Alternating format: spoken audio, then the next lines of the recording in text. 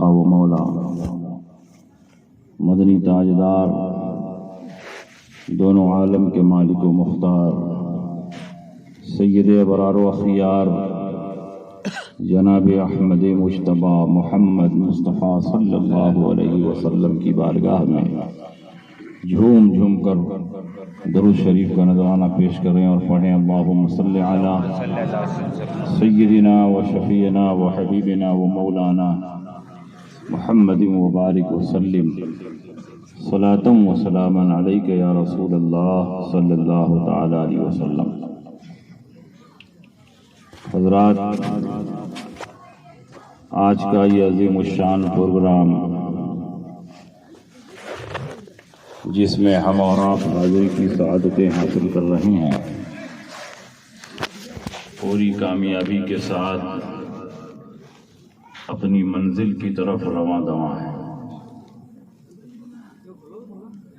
Stage پر بہت سے موقر علماء، حفاظ و قراء، ائمہ مساجد تشریف فرما ہیں۔ اے بابو چائے بند کر دو، چائے لے جا۔ پورے ہندوستان میں میرے ہی تقریر میں جائیں، چلے جاؤ۔ صرف چائے بیچنے سے کوئی پردھان منتری نہیں بنے گا، اس کے لیے بیوی کو بھی چھوڑنا پڑے گا۔ قد جاءکم من اللہ نور و کتاب مبین، تحقیق کی تمہارے پاس اللہ کی جانب سے آ گیا نور اور روشن کتاب۔ سارے مفسرین کا اتفاق ہے کہ نور سے مراد حضور کی ذات اور کتاب سے مراد قرآن عظیم۔ اللہ نے اپنے حبیب کو نور فرمایا اور خود اللہ کے حبیب نے یہ ارشاد فرمایا کہ اللہ نے ہر چیز سے پہلے میرے نور کو اپنے نور سے پیدا فرمایا۔ جب تک اللہ نے چاہا اس نور کو قرب خاص میں رکھا، اور جب اللہ کو یہ منظور ہوا کہ اس نور کو انسانی پیکر میں ڈھال کر ایک عظیم الشان شاہکار کی صورت میں دنیا کے سامنے پیش کیا جائے، تو اس کے لیے ایک محل اور ظرف کی ضرورت پڑی۔ تو آدم علیہ السلام کا پتلا تیار کیا گیا، اس میں روح پھونکی گئی، اور حضرت آدم انسان اول کی حیثیت سے جلوہ افروز ہوئے، اور آپ کی پیشانی میں نور مصطفیٰ رکھ دیا گیا۔ آدم علیہ السلام کی پیشانی آفتاب و مہتاب کی طرح جگمگانے لگی۔ جب اللہ کو منظور ہوا کہ اس نور کو آگے بڑھایا جائے، تو حضرت حوا کے رحم مبارک میں منتقل ہوا۔ حضرت حوا سے حضرت شیس پیدا ہوئے، آپ کی پیشانی میں منتقل ہوا۔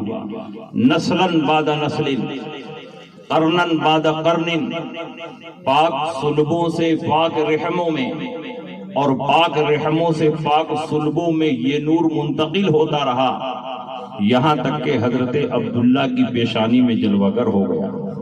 اللہ کے نبی ارشاد فرماتے ہیں، کتاب الشفا کی حدیث ہے، لم یزل اللہ ینقلنی من الاصلاب الکریمۃ والارحام الطاہرۃ حتی اخرجنی بین ابویہ، اور شرح زرقانی کی حدیث ہے، لم ازل انقل من اصلاب الطاہرین الی ارحام الطاہرات۔ ہر زمانے میں پروردگار عالم نے میرے نور کو پاک صلبوں سے پاک رحموں میں منتقل کیا، یہاں تک کہ مجھ کو میرے والدین کے درمیان سے پیدا فرمایا۔ جب حضرت عبداللہ کی پیشانی میں نور مصطفیٰ جلوہ گر ہو گیا اور دنیا کے کونے کونے میں اس کی شہرت پہنچنے لگی، تو شواہد النبوہ میں لکھا ہے کہ 70 یہودی زہر میں بجھائی ہوئی تلوار لے کر حضرت عبداللہ کو قتل کرنے کے ارادے سے چلتے ہیں، کیونکہ انہیں آثار و قرائن سے یہ معلوم ہو چکا تھا کہ عنقریب محمد عربی پیدا ہونے والے ہیں، اور جب وہ اعلان نبوت فرمائیں گے، یہودیت کا خاتمہ ہو جائے گا، عیسائیت کا خاتمہ ہو جائے گا، تمام ادیان منسوخ ہو جائیں گے، سارے مذاہب کالعدم ہو جائیں گے۔ جب وہ اعلان نبوت فرمائیں گے تو دنیا میں صرف ایک کتاب کی تلاوت کی جائے گی، وہ قرآن ہوگا۔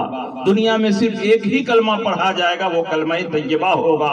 دنیا میں صرف ایک مذہب ہوگا، وہ مذہب اسلام ہوگا۔ اور جس دین کو اللہ پسند فرمائے گا وہ بھی مذہب اسلام ہوگا۔ اللہ کے نبی سید عالم صلی اللہ علیہ وسلم کی جلوہ گری کا وقت ہے۔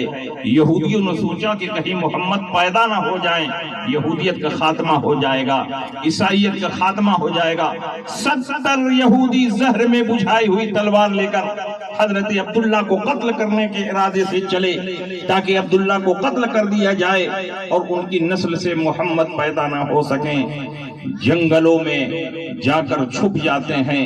3 دن کے بعد حضرت عبداللہ مکہ کے ارد گرد جنگلوں میں شکار کے ارادے سے جاتے ہیں، دیکھتے ہیں 70 یہودی چھپے ہوئے ہیں۔ یہودیوں نے جب دیکھا حضرت عبداللہ جنگل میں ہے، تنہا ہے، بے ہتھیار ہے، تو چاروں طرف سے یہودیوں نے ان کو گھیر لیا اور قریب ہے حضرت عبداللہ پر حملہ ہو جائے۔ اچانک آپ کے خاندان کے ایک بزرگ جن کا نام وہب ابن عبد مناف ہے اور یہی حضرت آمنہ کے والد محترم ہیں، اس جنگل میں داخل ہوتے ہیں، دیکھتے ہیں میرے خاندان کے ایک نوجوان کو دشمنوں نے گھیر رکھا ہے، چمکتی ہوئی تلواروں کے سائے میں ان کا وجود ہے۔ خاندانی غیرت بیدار ہوئی، بھاگتے ہوئے اپنے قبیلے میں آئے اور قریش کے جوانوں کو اکٹھا کیا اور ایک بڑی جمعیت لے کر اس جنگل میں داخل ہوئے تاکہ حضرت عبداللہ کی حفاظت کریں۔ لیکن یہ دیکھ کر حیران رہ گئے کہ پروردگار عالم نے آسمان سے فرشتوں کی فوج اتار دی اور ان فرشتوں نے ایک لمحے میں ان 70 یہودیوں کا خاتمہ کر دیا اور حضرت عبداللہ کی حفاظت کر دی۔ دنیا کی ظاہری نگاہیں یہ سمجھ رہی ہیں کہ حضرت عبداللہ کی حفاظت ہو رہی ہے، لیکن باطنی نگاہیں یہ دیکھ رہی ہیں کہ حضرت عبداللہ کی حفاظت نہیں ہو رہی ہے، بلکہ عبداللہ کی پیشانی میں جو نور مصطفیٰ جگمگا رہا ہے اس کی حفاظت ہو رہی ہے۔ نور خدا ہے، کفر کی حرکت میں خندزن پھوکوں سے یہ چراغ بجھایا نہ جائے گا۔ یہ وہی نور ہے جب حضرت آدم کی پیشانی میں چمکا تو آپ کی توبہ قبول ہوئی۔ یہ وہی نور ہے جب حضرت نوح کی پیشانی میں چمکا تو جودی پہاڑ پر آپ کی کشتی ٹک گئی۔ یہ وہی نور ہے جب ابراہیم خلیل اللہ کی پیشانی میں چمکا تو نار نمرود آپ پر گلزار ہو گئی۔ یہ وہی نور ہے جب اسماعیل ذبیح اللہ کی پیشانی میں چمکا تو آپ کی جگہ پر جنتی دمبا ذبح کیا گیا اور آپ کی جان بچ گئی۔ یہ وہی نور ہے جب عبد المطلب کی پیشانی میں چمکا تو اسی کے صدقے میں کعبہ کی حفاظت ہوئی اور ابرہا کا لشکر تباہ و برباد ہو گیا۔ آج وہی نور عبداللہ کی پیشانی میں جلوہ گر ہے تو اسی کے صدقے میں حضرت عبداللہ کی جان بچ رہی ہے اور نور مصطفیٰ کی حفاظت ہے۔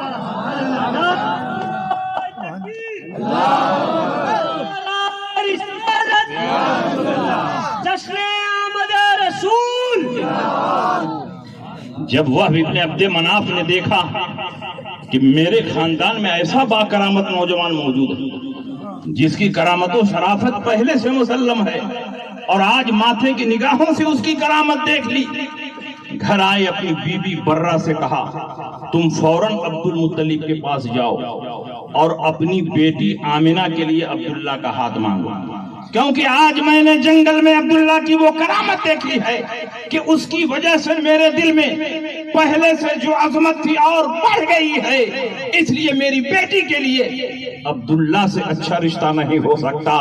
حضرت برہ بھاگتی ہوئی عبد المطلب کے گھر آئیں اور اپنی بیٹی آمنہ کے لیے حضرت عبداللہ کا ہاتھ مانگا۔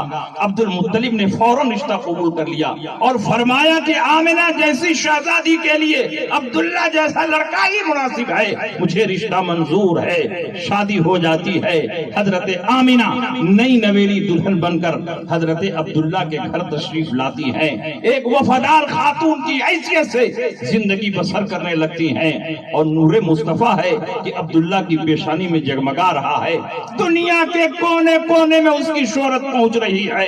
جب ملک شام کے بادشاہ کی بیٹی کو معلوم ہوا کہ عبداللہ کی پیشانی میں نور مصطفیٰ جلوہ گر ہو چکا ہے، ان قریب محمد عربی کی ولادت ہونی والی ہے، تو اس نور کی زیارت کے لیے وہ شہزادی اپنے ساتھ لونڈیوں اور غلاموں کو لے کر، بیش بہا ساز و سامان لے کر، ہیرے جواہرات سونے چاندی لے کر ایک قافلے کی صورت میں روانہ ہوتی ہے، اور مہینوں کی مسافت ہفتوں میں طے کرنے کے بعد جب مکہ مکرمہ پہنچی اور خانہ کعبہ کے پاس خیمہ زن ہو گئی، حضرت عبداللہ کا انتظار کرنے لگی، تو ایک دن حضرت عبداللہ طواف کعبہ کے ارادے سے مطاف کعبہ میں پہنچے۔ لوگوں نے بتایا کہ جس کی پیشانی میں نور مصطفیٰ جلوہ گر ہے وہ موجود ہیں، تم دیکھنا چاہتی ہو تو جا کر دیکھ لو۔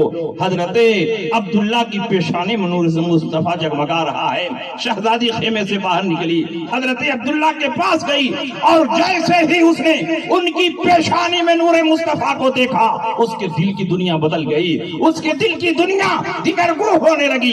اس نے اپنے چہرے سے نقاب کو الٹ دیا، کہا اے عبداللہ میں تم سے نکاح کرنا چاہتی ہوں، میں تم سے شادی کرنا چاہتی ہوں۔ حضرت عبداللہ نے جب اس کے حسن عالم تاب کو دیکھا تو آپ کے دل میں بھی نکاح کی چاہت پیدا ہوئی، لیکن آپ نے فرمایا کہ میری شادی تو آمنہ سے ہو چکی ہے، دوسری شادی کے لیے مجھے اپنے باپ سے اجازت لینی ہوگی، اس لیے مجھے مہلت دو کہ میں گھر جاؤں اور اپنے باپ سے اجازت طلب کروں، اگر میرے باپ کی اجازت ہوتی ہے تو میں تم سے نکاح کے لیے تیار ہوں۔ شہزادی نے کہا ٹھیک ہے، گھر جائیں، باپ سے مشورہ کریں، کل مجھے اطلاع دیں۔ حضرت عبداللہ پلٹ کر گھر آتے ہیں، اسی رات حضرت آمنہ کے ساتھ سوتے ہیں، خواہش مجامعت ڈال دی جاتی ہے، اور وہ جزو نسل محمدی جو حضرت آدم سے ہوتا ہوا عبداللہ تک پہنچا تھا، وہ نطفے کی صورت میں حضرت آمنہ کے رحم مبارک میں منتقل ہو گیا۔ وہ نور جو حضرت آدم سے چلا تھا اور آج عبداللہ کی پیشانی میں جگمگا رہا تھا، وہ نور حضرت آمنہ کے رحم مبارک میں منتقل ہو گیا۔ وہ کون سی مبارک رات تھی جس مبارک رات میں یہ نور منتقل ہوا، اس کی شہادت بھی سنتے چلو۔ شیخ عبدالحق محدث دہلوی مدارج النبوہ میں لکھتے ہیں، آن نطفہ طاہرہ کہ اصل کل خیرات و مادہ جمیع برکات دریشت در بطن آمنہ منتقل شد۔ وہ نطفہ طیبہ اور طاہرہ جو تمام برکتوں کی اصل اور جڑ ہے، اسی جمعہ مبارکہ کی رات میں حضرت آمنہ کے رحم مبارک میں منتقل ہوا۔ جمعہ کو بھی اگر فضیلت حاصل ہوئی ہے تو میرے مصطفیٰ کے صدقے میں حاصل ہوئی ہے۔ اس رات میں جو نور منتقل ہوا ہے وہ سید الانبیاء کا نور ہے، اور یہ دن سید الایام بن گیا ہے۔ جمعہ مبارکہ کو فضیلت بھی اگر مل رہی ہے تو پیارے مصطفیٰ کے صدقے میں مل رہی ہے۔ قیامت سرکار قیامت مرحبا مرحبا مرحبا مرحبا پر نور قیامت مرحبا رہبر قیامت مرحبا سرکار قیامت مرحبا۔ حضرت آمنہ حاملہ ہو گئی۔ صبح کو حضرت عبداللہ نے عبد المطلب سے شہزادی کا واقعہ بیان کیا، اس کے حسن و جمال کی تعریف کی، نکاح ثانی کی اجازت طلب کی۔ حضرت عبد المطلب نے اجازت دے دی۔ حضرت عبداللہ بھاگتے ہوئے خانہ کعبہ کے پاس آئے، شہزادی کے خیمے کے سامنے کھڑے ہو گئے اور شہزادی کو آواز لگائی۔ شہزادی باہر نکلتی ہے، حضرت عبداللہ کی پیشانی کو دیکھتی ہے اور اپنا چہرہ پھیر لیتی ہے، آپ سے اعراض کرتی ہے۔ حضرت عبداللہ نے کہا کل تک جس چہرے کو دیکھنے کے لیے بے چین و بے قرار تھی، آج مجھ سے اعراض کر رہی ہو۔ شہزادی نے کہا عبداللہ مجھے غلط نہ سمجھنا، تیری پیشانی میں جو نور جگمگا رہا تھا آج وہ نور موجود نہیں ہے، تیرے وجود کے صدف میں جو گوہر چھپا ہوا تھا لگتا ہے کسی اور عورت نے حاصل کر لیا ہے۔ میں نے خواہش نفس کی تکمیل کے لیے نکاح کا منصوبہ نہیں بنایا تھا، بلکہ مجھے معلوم تھا کہ تیری پیشانی میں جو نور جگمگا رہا ہے وہ کسی اور کا نہیں، محمد عربی کا ہے۔ میرا مقصد یہ تھا کہ محمد عربی پیدا ہونے والے ہیں، وہ میرے بطن سے پیدا ہوں تاکہ نبی آخر زمان کی ماں بننے کا شرف مجھے حاصل ہو۔ سبحان اللہ سبحان اللہ سبحان اللہ۔ مگر وہ نور تو کسی اور عورت نے حاصل کر لیا۔ آپ ذرا دیکھیں نور مصطفیٰ کی کتنی جلوہ گری ہے. حضرت آمنہ حاملہ ہو گئی. حمل کے زمانے میں عورتوں کو کتنی تکلیفیں ہوتی ہیں, کتنی پریشانیاں ہوتی ہیں, لیکن حضرت آمنہ فرماتی ہیں کہ پیارے مصطفیٰ 9 ماہ تک میرے پیٹ میں رہے, نہ کبھی درد کا احساس ہوا, نہ کبھی کوئی تکلیف ہوئی, نہ کوئی پریشانی ہوئی. اور راتوں کو میں سوتی تھی, ملائے اعلیٰ کے فرشتے آ کر مجھے بشارت دیتے تھے آمنہ مبارک ہو, ان قریب محمد عربی کی جلوہ گری ہونے والی ہے. 9 ماہ کی مدت گزر گئی اور کچھ احساس نہ ہوا.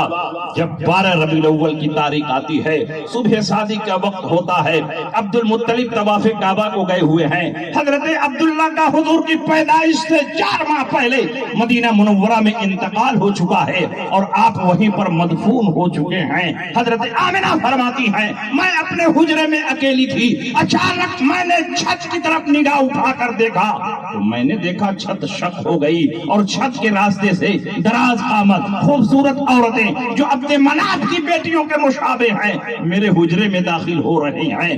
پھر میں بہت گھبرا گئی. ایک سفید پرندہ آیا میرے اوپر, اس نے اپنے پر کو مل دیا, سارا خوف جاتا رہا. میں بہت پیاسی تھی, اچانک میں نے دیکھا غیب سے ایک پیالہ نمودار ہوا, دودھ جیسی سفید چیز, شہد کی طرح میٹھی چیز اس میں تھی. میں نے اٹھا کر پی لیا اور پھر میں نے دیکھا کہ ایک ریشمی پردہ زمین سے لے کر آسمان تک آویزاں کیا گیا ہے. حاطف غیبی نے ندا دی, اے آمنہ اس پردے کو پکڑ لے. جیسے ہی میں نے اس پردے کو پکڑ لیا میرے نگاہوں کے سارے پردے ہٹ گئے, نگاہوں کے سارے حجابات ہٹ گئے. میں نے زمین کے مشرق کو بھی دیکھا, زمین کے مغرب کو بھی دیکھا, زمین کے شمال کو بھی دیکھا, زمین کے جنوب کو بھی دیکھا. میں نے دیکھا کائنات عالم میں 3 جھنڈا لہرا رہا ہے, ایک مشرق میں, ایک مغرب میں, ایک بام کعبہ پر لہرا رہا ہے. اور پھر حاطف غیبی نے ندا دی, اے آمنہ زمین پر لیٹ جا, اب محمد عربی کی ولادت ہونے والی ہے. میں زمین پر لیٹ گئی اور پیارے مصطفیٰ کی ولادت ہوتی ہے. آپ ذرا اندازہ لگائیں کہ شان سے پیارے مصطفیٰ کی ولادت ہوتی ہے. آگے آنے والی روایت میں سنیں, یہ روایت حضرت صفیہ بنت عبد المطلب کی ہے. آپ فرماتی ہیں کہ میں عینی شاہد ہوں, اس وقت آمنہ کے پاس میں موجود تھی اور 10 ایسی علامتوں اور نشانیوں کو میں نے دیکھا کہ کسی بچے کی پیدائش کے وقت ان علامتوں اور نشانیوں کو میں نے نہیں دیکھا.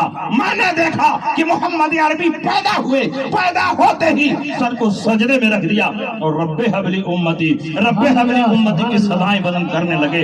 اور جب سجدے سے سر اٹھایا ہے تو فصیح و بلیغ عربی میں کلمہ طیبہ پڑھ رہے ہیں, لا الہ الا اللہ انی رسول اللہ, کوئی معبود نہیں ہے سوائے اللہ کے اور میں اللہ کا رسول ہوں. نبی پیدا ہوتے ہی اپنی نبوت و رسالت کا اعلان کر رہے ہیں.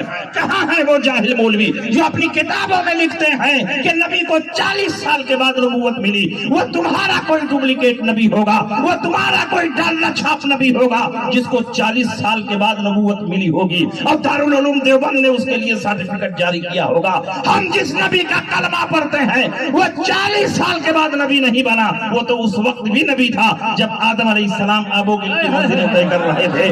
کن تو نبی کیوں وآدم بین الماء والطین, میں اس وقت بھی نبی تھا جب آدم علیہ السلام آب و گل کی منزلیں طے کر رہے تھے. کن تو نبی کیوں وآدم بین الروح والجسد, میں اس وقت بھی نبی تھا جب آدم علیہ السلام روح اور جسم کی منزلیں طے کر رہے تھے. وہ تمہارا کوئی ڈپلیکیٹ نبی ہوگا, وہ تمہارا کوئی جعلی نبی ہوگا جس کو تم نے نبی بنایا ہوگا.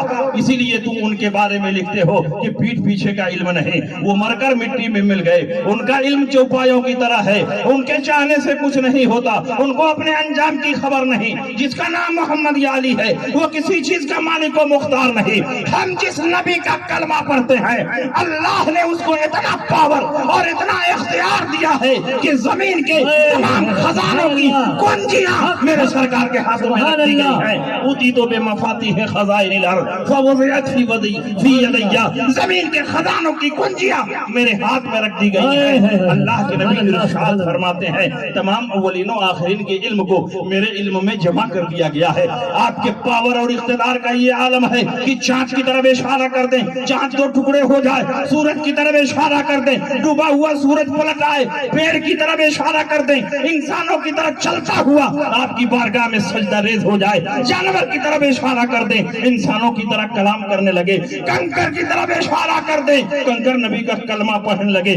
یہی تو اعلیٰ حضرت فرما رہے ہیں, سورج الٹے, پاؤں پلٹے, چاند اشارے سے ہو جائے, پھر نجدی دیکھ لے قدرت رسول اللہ کی, اشارے سے چاند کو چیر دیا, ڈوبے ہوئے خور کو پھیر دیا, گئے ہوئے دن کو عصر کیا. یہ تاب و تما تمہارے. سبحان اللہ. نعرہ تکبیر, نعرہ رسالت, مسلک اعلیٰ حضرت, عشق محبت, عشق محبت, جشن آمد رسول, علماء اہل سنت, نعرہ رسالت, طلب کے نعرہ رسالت. نبی کے بارے میں کیسا عقیدہ رکھنا چاہیے, اور تم کیسا عقیدہ رکھتے ہو؟ تم نبی کے جو اوصاف بیان کر رہے ہو, اس کو سننے کے بعد تو دنیا میں کوئی نبی پر ایمان ہی نہیں لائے گا. تم کہتے ہو نبی کو جتنا علم حاصل ہے اتنا علم زید, عمر, بکر, خالد کو حاصل ہے, اور میں کہتا ہوں اہل سنت کا عقیدہ ہے کہ تمام اولین و آخرین کے علم کو ایک پلڑے پر رکھ دو, اور نبی کے علم کے ایک قطرے کو دوسرے پلڑے پر رکھ دو تو نبی کا پلڑا بھاری پڑ جائے گا. اللہ نے نبی کو اتنا علم دیا ہے کہ ماضی بھی دیکھ رہے ہیں, حال بھی دیکھ رہے ہیں, مستقبل بھی دیکھ رہے ہیں. نبی قبرستان سے گزر رہے ہیں, مردوں کے حالات کو دیکھ رہے ہیں, کس پر سوا ہو رہا ہے, کس کو عذاب دیا جا رہا ہے. نبی مکے میں ہے, مدینے کے حالات کو دیکھ رہے ہیں, مدینے میں ہے, اور نبی ملک شام کو دیکھ رہے ہیں, جنگ روم کو دیکھ رہے ہیں, منبر پر ہے, قیامت تک کے احوال کو صحابہ کے سامنے بیان کر رہے ہیں, مصلی امامت پر ہیں, مقتدیوں کے حالات کو دیکھ رہے ہیں, ان کے رکوع کو دیکھ رہے ہیں, ان کے خشوع کو دیکھ رہے ہیں. نبی زمین پر ہے اور اپنے حوض کوثر کو دیکھ رہے ہیں. واللہ انی لارا حوض الان من مقامی ھذا, یہیں پر کھڑے کھڑے میں اپنے حوض کوثر کو دیکھ رہا ہوں. تم سمجھتے ہو کہ میرا چہرہ قبلے کی طرف ہوتا ہے اور میں تم کو نہیں دیکھتا ہوں. انکم ترون قبلتی ہا ہونا, تم سمجھتے ہو میرا چہرہ قبلے کی طرف ہوتا ہے. واللہ انی لاراکم ورا ظہری کما اراکم امامی, میں تم کو ایسے ہی دیکھتا ہوں, میں تم کو پیٹھ کے پیچھے ایسے ہی دیکھتا ہوں جیسے آگے دیکھتا ہوں. اما لا یخفی علی رکوعکم ولا خشوعکم, تمہارا رکوع بھی مجھ سے چھپا ہوا نہیں, تمہارا خشوع بھی مجھ سے چھپا ہوا نہیں. میں وہ پیغمبر ہوں جس زمین پر ہوتا ہوں, آسمان والوں کو دیکھتا ہوں اور آسمان سے گزرتا ہوں, زمین پر چلنے والے انسانوں کے دلوں کو پڑھتا ہوں. اعلیٰ حضرت فرماتے ہیں سر عرش پر ہے تیرا گزر, دل فرش پر ہے تیری نظر, ملکوت ملک میں کوئی شے نہیں وہ جو تجھ پہ آیا نہیں. وہ خدا خدا کا یہی ہے در, نہیں اور کوئی مفر مگر, جو وہاں سے ہو یہی آ کے ہو, جو یہاں نہیں تو وہاں نہیں. سبحان اللہ. طلب کے بولو سبحان اللہ, سبحان اللہ. یہ شان ہے پیارے مصطفیٰ کی. حضرت صفیہ فرماتے ہیں 10 ایسی علامتوں اور نشانیوں کو دیکھا کہ کسی بچے کی پیدائش کے وقت ان علامتوں اور نشانیوں کو نہیں دیکھا. میں نے دیکھا محمد عربی پیدا ہوئے, پیدا ہوتے ہی سر کو سجدے میں رکھ دیا, رب حبلی امتی کی صدائیں بلند کرنے لگے, سجدے سے سر اٹھایا, فصیح و بلیغ عربی میں کلمہ طیبہ پڑھنے لگے. میں نے دیکھا آپ کے چہرے سے اتنا نور پھوٹ رہا ہے کہ پورا حجرہ بقعہ نور بنا ہوا ہے. آپ کے جسم مبارک سے مشک و عنبر کی خوشبو پھوٹ رہی ہے اور تمام حاضرین کی مشام جاں معطر ہے. میں نے چاہا کہ پانی لے کر آگے بڑھوں اور اس بچے کو نہلا دھلا کر پاک اور صاف کر دوں. جب پانی لے کر آگے بڑھی, غیب سے ندا آئی, اے صفیہ اس بچے کو ٹچ نہ کرنا, یہ اللہ کی طرف سے طیب و طاہر پیدا کیا گیا ہے. آپ فرماتی ہیں کہ میں نے چاہا کہ ذرا چیک کروں آمنہ کے ہاں جو بچہ پیدا ہوا ہے وہ لڑکی ہے کہ لڑکا ہے. جب چیک کرنے کے لیے آگے بڑھی تو یہ دیکھ کر حیران رہ گئی کہ آج آمنہ کے ہاں جو بچہ پیدا ہوا ہے وہ لڑکا ہے اور اللہ کی طرف سے ختنہ شدہ پیدا ہوا ہے, ناپوریدہ پیدا ہوا ہے. کسی مرد نے حضور کا ختنہ نہیں کیا اور کسی عورت نے آپ کی ناف مبارک کو کاٹا نہیں. من جانب اللہ آپ مخدوم پیدا کیے گئے ہیں. آپ فرماتی ہیں کہ میں نے چاہا اس بچے کے جسم پر کپڑا لپیٹ دوں. جب کپڑا لپیٹنے لگی تو اچانک دونوں شانوں کے درمیان میری نظر پڑی. میں نے دیکھا ہلالی شکل میں مہر نبوت جگمگا رہی ہے اور اس کے نیچے لکھا ہوا ہے لا الہ الا اللہ محمد الرسول اللہ. میں آپ سے پوچھنا چاہتا ہوں, دنیا میں بہت سے بچے پیدا ہوتے ہیں, قیامت تک پیدا ہوتے رہیں گے, بڑے بڑے انبیاء اور مرسلین آئے, بڑے بڑے سلاطین اور عمرا آئے, لیکن کسی بچے کی پیدائش کے وقت یہ علامتیں نہیں ظاہر ہوتی ہیں, یہ نشانیاں نہیں ظاہر ہوتی ہیں. یہ تو وہ علامتیں ہیں جو مکہ میں ظاہر ہوئی, دنیا کے کونے کونے میں علامتیں ظاہر ہوئی. دریائے ساوا جو ہزاروں سال سے بہ رہا تھا بالکل خشک ہو گیا.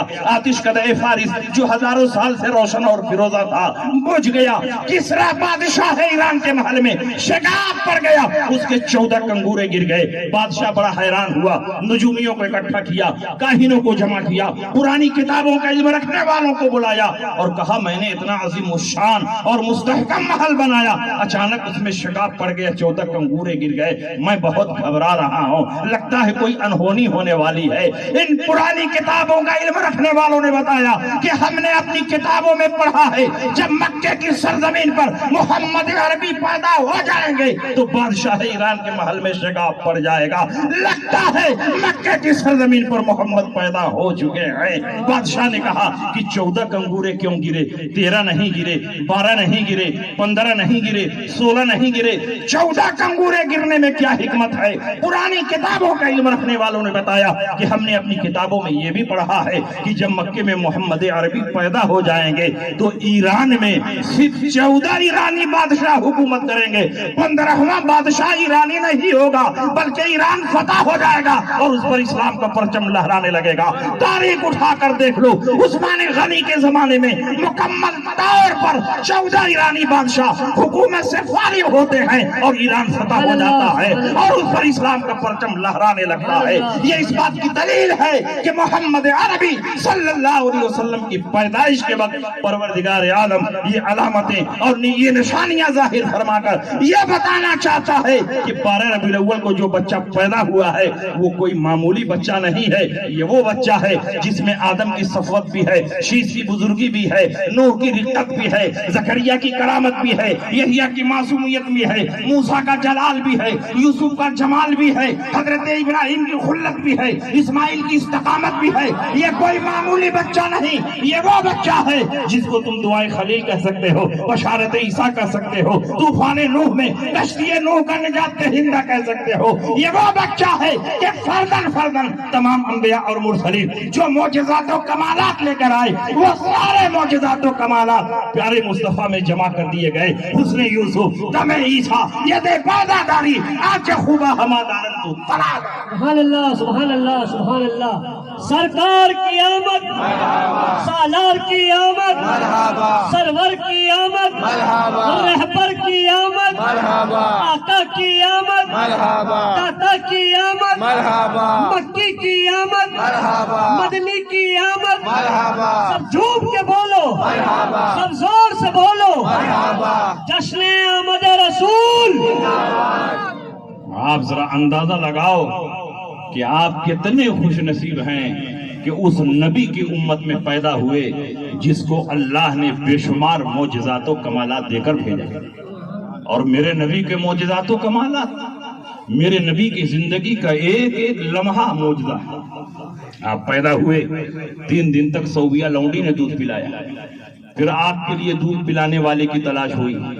دائی حلیمہ کمزور اور لاغر اونٹنی پر مکہ مکرمہ پہنچی. آپ کے ساتھ کی عورتیں پہلے پہنچ گئیں, تمام مالدار گھرانے کے بچوں پر قبضہ کر لیا. جب دائی حلیمہ پہنچی تو سوائے حضور کے کوئی بچہ بچا نہیں تھا. حضور کو اس لیے عورتوں نے ترک کر دیا کہ یہ بچہ یتیم ہے, دایا کے احسان کا بدلہ کون چکائے گا.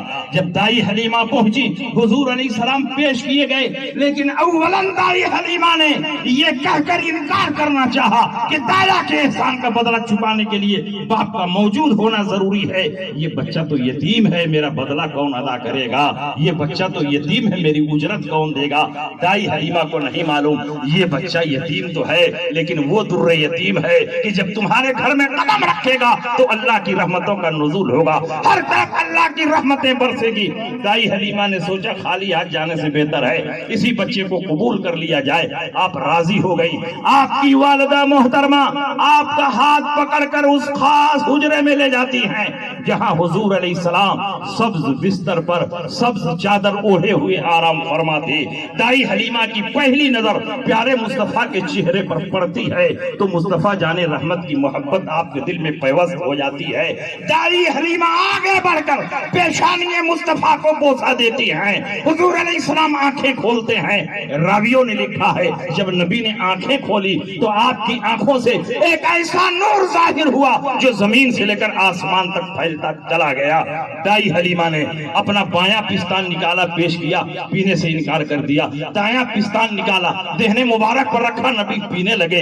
عبداللہ ابن عباس فرماتے ہیں اس کی وجہ یہ ہے کہ اللہ نے الہام کے ذریعے پیارے مصطفیٰ کو مطلع فرمایا کہ دایاں پستان آپ کے لیے ہے اور بایاں پستان آپ کے رضائی بھائی کے لیے ہے۔ اس لیے کبھی ناانصافی نہ ہونے پائے، کبھی عدم مساوات نہ ہونے پائے۔ اور تاریخ شاہد ہے، سیرت کی کتابوں میں لکھا ہے کہ جب تک حضور علیہ السلام نے دودھ پیا، دائیں پستان سے دودھ پیا، بائیں پستان کو منہ نہیں لگایا۔ اور اگر دائی حلیمہ نے بھول کر بایاں پستان پیش بھی کیا تو حضور علیہ السلام نے پینے سے انکار کر دیا۔ کہاں ہے مغربی میڈیا والے جو اسلام پر بہتان باندھتے ہیں، نبی پر اعتراض کرتے ہیں؟ اسلام نے عورتوں کو کچھ نہیں دیا ہے، نبی نے عورتوں کے ساتھ بھید بھاؤ کیا ہے۔ لڑکی کو لڑکے کے مقابلے میں آدھی زمین و جائیداد ملتی ہے، لڑکے کو ڈبل ملتی ہے۔ اس لیے اسلام بھید بھاؤ کا مذہب ہے، اسلام لڑکیوں کے ساتھ ظلم کرنے والا مذہب ہے۔ میں کہتا ہوں کہ تمہارا مطالعہ ناقص ہے، تم نے اسلام کے ہر پہلو پر غور نہیں کیا۔ ضرور قانون وراثت یہی ہے کہ لڑکے کو لڑکی کے مقابلے میں ڈبل دیا جائے، لیکن اس کی حکمت تو دیکھو، اس کی علت تو دیکھو، سکے کے دوسرے رخ کو بھی تو دیکھو۔ دنیا کے تمام مذاہب کا مطالعہ کرو، شادی بیاہ کے بعد باپ کی زمین و جائیداد سے لڑکی کا حصہ ختم ہو جاتا ہے۔ دنیا میں صرف مذہب اسلام ہے کہ شادی کے بعد بھی باپ کی زمین و جائیداد میں لڑکی کا حصہ موجود رہتا ہے۔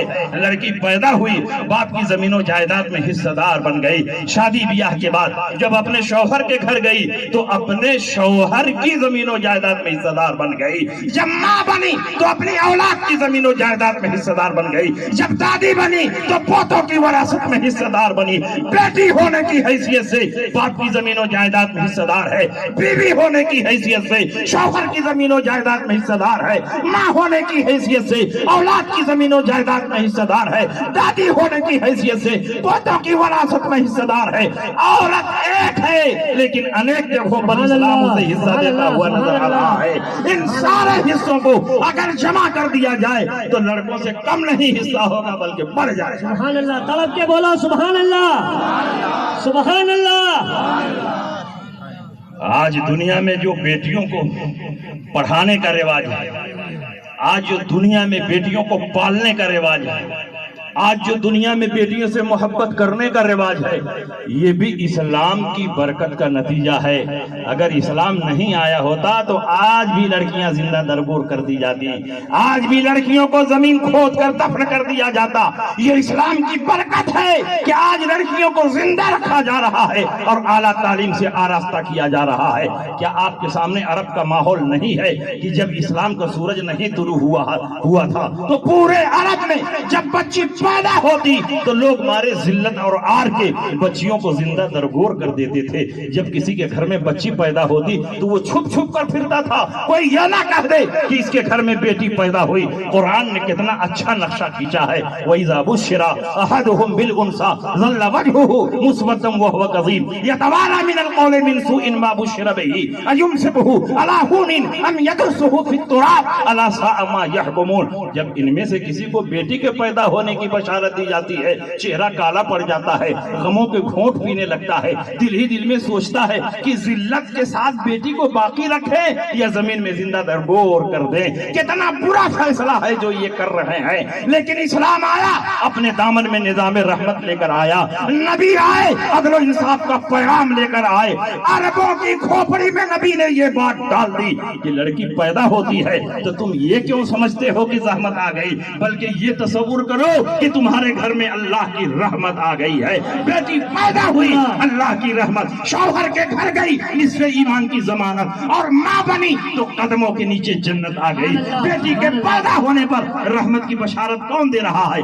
اسلام دے رہا ہے. شوہرت کے ایمان کی اور شوہر کے عمل کی حفاظت کی گارنٹی کون دے رہا ہے؟ عورت کی وجہ سے اسلام دے رہا ہے.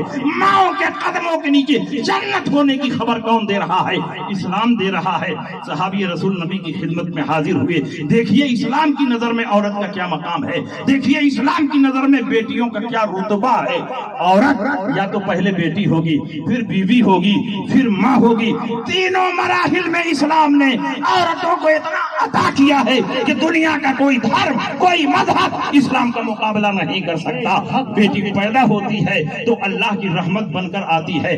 اللہ کے نبی سید عالم صلی اللہ علیہ وسلم ارشاد فرماتے ہیں, من کانت لہو انسا فلم یعدھا ولم یہنھا ولم یوسر ولدہ علیہا, یعنی الذکور ادخلہ اللہ الجنہ. جس کو اللہ نے ایک بیٹی عطا فرمائی اور اس نے اپنی بیٹی کو زندہ درگور نہیں کیا, بیٹے کو بیٹے پر ترجیح نہیں دی, بیٹی کی توہین نہیں کی, تو پروردگار عالم اسی بیٹی کی وجہ سے والدین کو جنت الفردوس میں جگہ عطا فرما دے گا.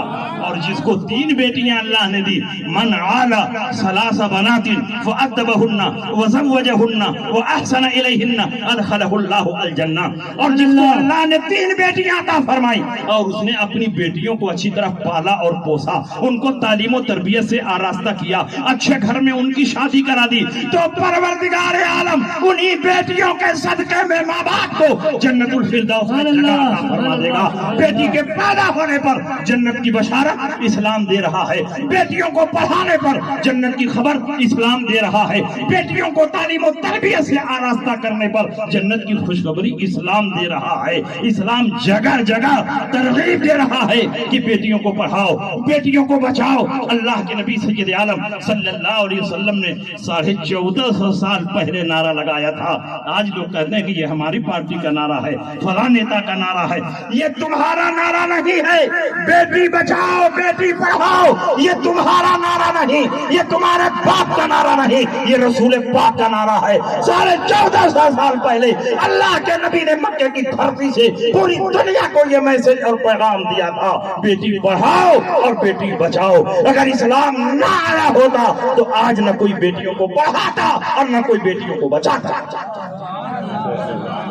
آج جو بیٹیاں محبت کی نظر سے دیکھی جا رہی ہیں, آج جو بیٹیوں کو پڑھایا جا رہا ہے, اعلیٰ تعلیم و تربیت سے آراستہ کیا جا رہا ہے, آج بیٹیاں جو کلیجے کا ٹکڑا بنی ہوئی ہیں, یہ بھی اسلام کی تعلیم کا نتیجہ ہے اور اسلام کی برکت کا نتیجہ ہے.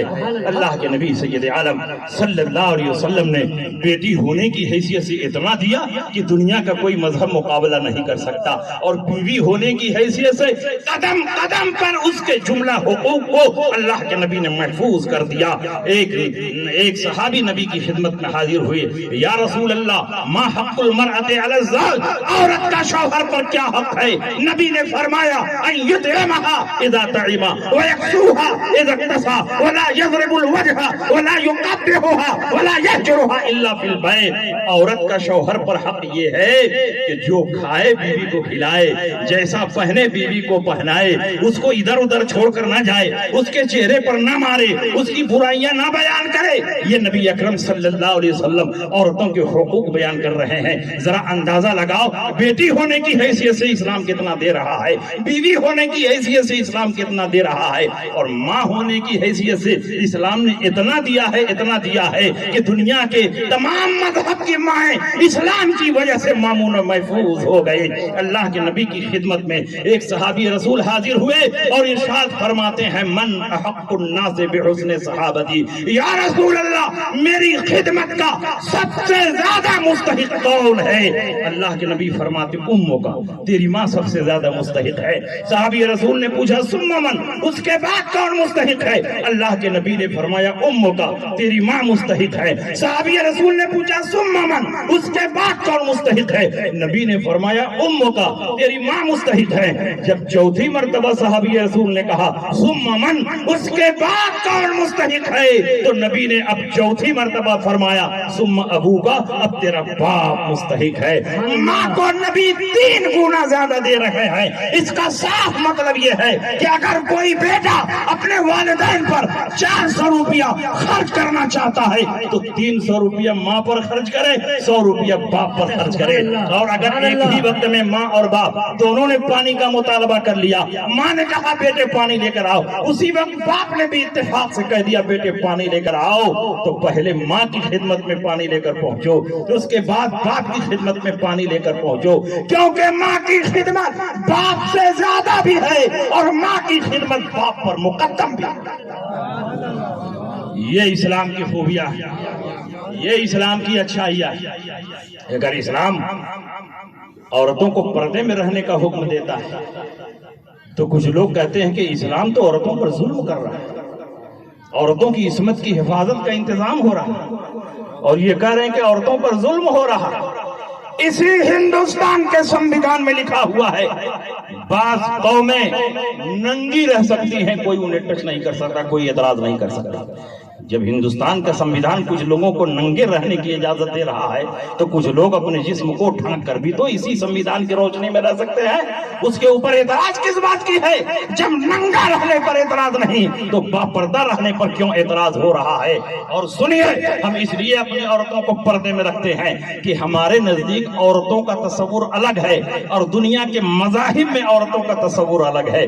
آپ دیگر مذاہب کا جائزہ لیجئے اور پرانے مذاہب کا جائزہ لیجئے تو عورت کو کسی نے کہا چڑیل ہے، کسی نے کہا ڈائن ہے، کسی نے کہا سامان زندگی ہے، کسی نے کہا کھلونا ہے، کسی نے کہا منحوس ہے، کسی نے کہا عورت برتنے کی چیز ہے۔ لیکن اسلام کی نظر میں دیکھو کہ عورت کا کیا مقام اور مرتبہ ہے۔ اللہ کے نبی ارشاد فرماتے ہیں الدنیا کلھا متاع وخیر متاع الدنیا المرأۃ الصالحہ، یہ پوری دنیا سامان زندگی ہے، لیکن جو چیز سب سے قیمتی ہے وہ نیک بیوی ہے، نیک عورت ہے۔ اسلام کی نظر میں عورت سب سے قیمتی چیز ہے۔ اب میں آپ سے پوچھنا چاہتا ہوں، سب سے قیمتی چیز کو آپ یوں ہی بے پردہ چھوڑ دیتے ہیں۔ سب سے قیمتی چیز سونا ہے، سب سے قیمتی چیز چاندی ہے، سب سے قیمتی چیز ڈالر ہے، سب سے قیمتی چیز ہیرے جواہرات ہے، اور آدمی ہیرے جواہرات سونے اور چاندی کو کپڑے میں لپیٹ کر گودریج کی الماری میں سب سے نیچے والے حصے میں رکھتا ہے تاکہ غیر کی نظر نہ پڑے، تاکہ کوئی اس میں دخل نہ دینے پائے۔ عورتیں سب سے قیمتی تحفہ ہے، اس لیے اسلام نے عورتوں کے تعلق سے یہ مزاج دیا ہے کہ عورتیں کھلونا نہیں، عورتیں چڑیل نہیں، عورتیں منحوس نہیں، عورتیں سامان نہیں ہے، سب سے قیمتی تحفہ ہے، رب کا انعام ہے۔ سب سے قیمتی چیز کو باہر نہیں رکھا جاتا، کپڑے میں لپیٹ کر اندر رکھا جاتا ہے۔ تمہاری نظر میں کھلونا ہے، باہر پھینک دو، ہماری نظر میں عورت سب سے قیمتی تحفہ ہے، اس لیے ہم اس کو پردے میں رکھتے ہیں۔ نعرہ تکبیر، طرف سے نعرہ تکبیر، نعرہ رسالت، جشن آمد رسول، علماء اہل سنت، مسلک اعلیٰ حضرت۔ اس لیے میرے بھائیوں، اسلام کی ان اچھائیوں پہ اگر حدیث اور قرآن کی روشنی میں میں بولوں تو رات ختم ہو جائے گی، نہ حدیث ختم ہوگی نہ قرآن کی آیتیں ختم۔ یہ اسلام کی اچھائیاں، یہ محاسن۔ اور یاد رکھیے نبی اکرم صلی اللہ علیہ وسلم بھی رب کا وہ عظیم انعام ہے کہ ان کے جیسا انعام رب نے نہ پہلے دیا نہ بعد میں دیا۔ انسان بنایا، آپ کو بشر بنایا، لیکن ہماری طرح بشر نہیں بنایا، آپ کو افضل البشر بنایا، آپ کو خیر البشر بنایا۔ اللہ نے آپ کو نور بھی بنایا اور اللہ نے آپ کو بشر بھی بنایا۔ ہم آپ کی نورانیت کا بھی انکار نہیں کرتے اور ہم آپ کی بشریت کا بھی انکار نہیں کرتے۔ اللہ کی سرتاب قدم شان ہے یہ، انسان ہی انسان، وہ انسان ہے یہ۔ قرآن تو ایمان بتاتا ہی نہیں، ایمان یہ کہتا ہے میری جان۔ سبحان اللہ، سبحان اللہ، سبحان اللہ۔ اور اللہ کے نبی سید عالم صلی اللہ علیہ وسلم نے جب اعلان نبوت فرمایا تو پوری دنیا میں انقلاب آ گیا۔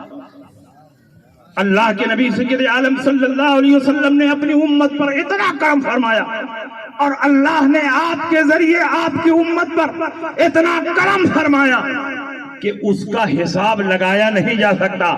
اللہ کے نبی سید عالم صلی اللہ علیہ وسلم کو اللہ نے شفاعت کا معجزہ دے کر بھیجا۔ اللہ کے نبی نے آپ کو ایسا عظیم تحفہ دے کر بھیجا کہ نبی کی زبان جس کے حق میں کھل جائے، نبی جس کی شفاعت فرما دے، اس کے لیے جنت واجب ہو جائے۔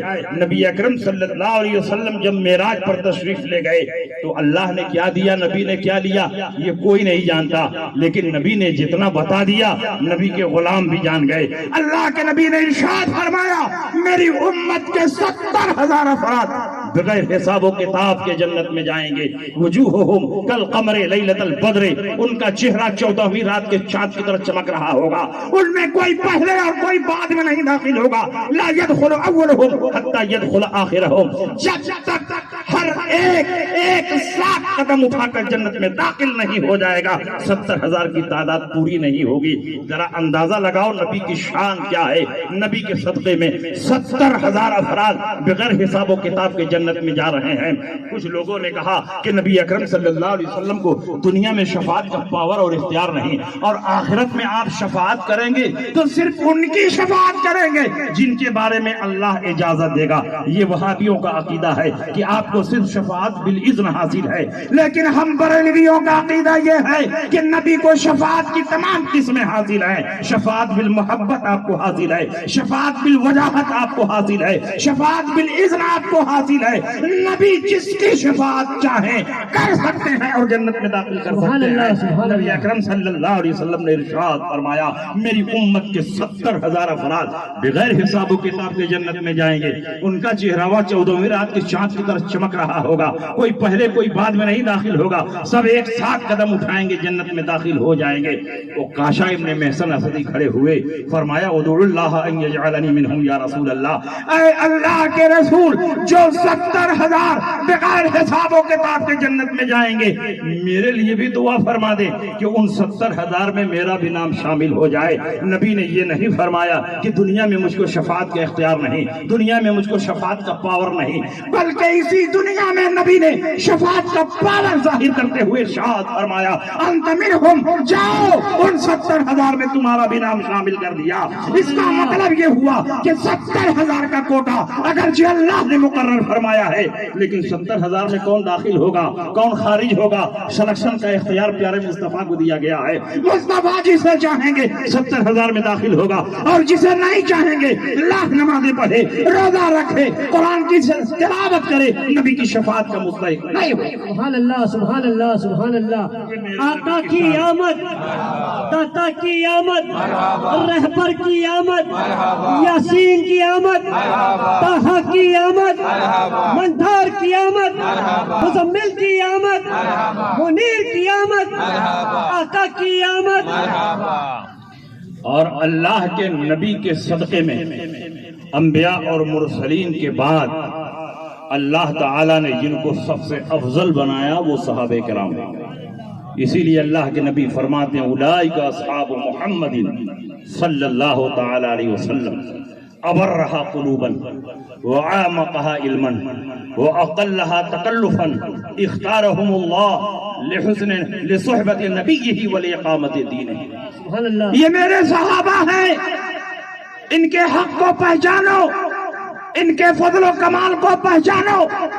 یہ دل کے اعتبار سے سب سے زیادہ متقی اور پرہیزگار ہیں، علم میں سب سے زیادہ گہرائی رکھنے والے ہیں، اور بہت سادہ زندگی گزارنے والے ہیں، بے تکلف ہیں۔ اس لیے تم ان کے حق کو پہچانو۔ یہ وہ نفوس قدسیہ ہیں کہ ان کو اللہ نے اپنے حبیب کی صحبت کے لیے اور دین کی اقامت و نصرت کے لیے منتخب فرمایا ہے۔ صحابہ کرام رضوان اللہ تعالی علیہم اجمعین کو اللہ نے وہ عزت اور وہ مقام عطا فرمایا ہے کہ دنیا کا کوئی طبقہ ان کا مقابلہ نہیں کر سکتا۔ اور جب ہم صحابی بولتے ہیں تو اس مفہوم میں اگر صدیق اکبر داخل ہے تو حضرت امیر معاویہ بھی داخل ہیں، چاہے اعلیٰ درجے کا صحابی ہو کہ ادنا درجے کا صحابی ہو، سارے صحابہ کے یہ فضائل ہیں جو قرآن میں وارد ہوئے ہیں، جو حدیثوں میں وارد ہوئے ہیں۔ اگر صدیق اکبر کے لیے جنت قطعی طور پر ثابت ہے تو حضرت امیر معاویہ کے لیے بھی جنت قطعی طور پر ثابت ہے۔ سبحان اللہ سبحان اللہ۔ ہر صحابی رسول जन्नती हर साहबी रसूल आप याद रखिए, सहाबे किराम की तौहीन ये गुमराही और बददीनी की दलील है। हजरत सिद्दीक अकबर रज़ी अल्लाह तआला अन्हु को अल्लाह ने तमाम सहाबा में सबसे अफजल बनाया, और ये मैं नहीं कहता, बल्कि आज के मौलाई और डुप्लीकेट राफिजी मौला अली को सिद्दीक अकबर से अफजल बताते हैं, और मौला अली फरमाते हैं अफजल आज़िहिल उम्मा बाद नबीहा अबू बकरीन, इस उम्मत में अंबिया और मुरसलीन के बाद सबसे अफजल अबू बकर सिद्दीक। सरकार सिद्दीक अकबर, सरकार सिद्दीक अकबर। हम तो सारे सहाबा की अजमत बयान करते हैं, हम सिद्दीक अकबर की अजमत के कायल भी हैं, हम अली मुर्तजा के फजाइल के भी कायल हैं। हजरत अली से भी मोहब्बत जाने ईमान है, और सिद्दीक अकबर से भी मोहब्बत जाने ईमान है। हर सहाबी से मोहब्बत और अहले बैत अतहार से मोहब्बत दीनों ईमान की अलामत और पहचान है। हम तो साफ लफ्जों में ऐलान करते हैं कि इस दौर में सहाबा को छोड़कर सिर्फ और सिर्फ अहले बैत की मोहब्बत का दावा करना ये राफिजियत है, और अहले बैत को छोड़कर सिर्फ और सिर्फ सहाबा की मोहब्बत का दावा करना ये खारिजियत है, और दोनों से मोहब्बत करना यही मसलक आला हज़रत है।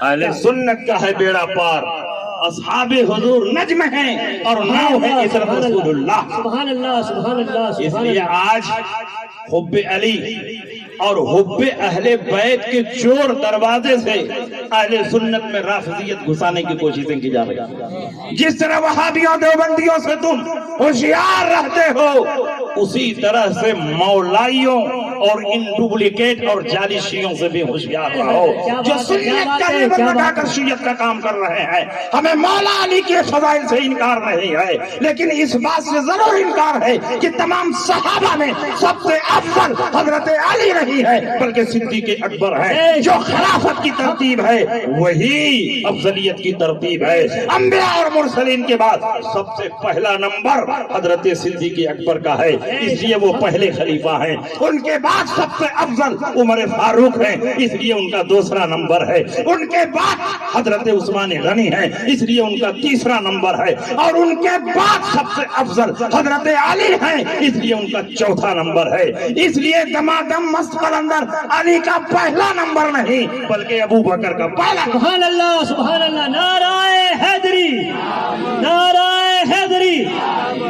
ये तो शिया कव्वाल ने अपना अकीदा घुसा दिया, और आप भी न चाहते हुए वही मिसरा गुनगुनाते हैं। दमादम मस्त कलंदर अली का पहला नंबर, अली का चौथा नंबर, पहला नंबर अबू बकर का, दूसरा नंबर उमर का, वाह वाह वाह, तीसरा नंबर उस्मान गनी का, चौथा नंबर अली मुर्तजा का। सुभान अल्लाह। सबसे पहले खलीफा जिसको खलीफा बिला फस्ल कहा जाता है वो हजरत अली नहीं है, बल्कि सिद्दीक अकबर है। और हजरत सिद्दीक अकबर की खिलाफत को मौला अली ने दिल की गहराइयों से तस्लीम किया है। और आपने बैअत करते वक्त इरशाद फरमाया कद्दमका रसूलुल्लाह सल्लल्लाहु अलैहि वसल्लम फमनिल्लज़ी युअखिरुका। जब रसूल पाक ने आपको आगे बढ़ा दिया है तो कौन है आपको पीछे कर सकता है।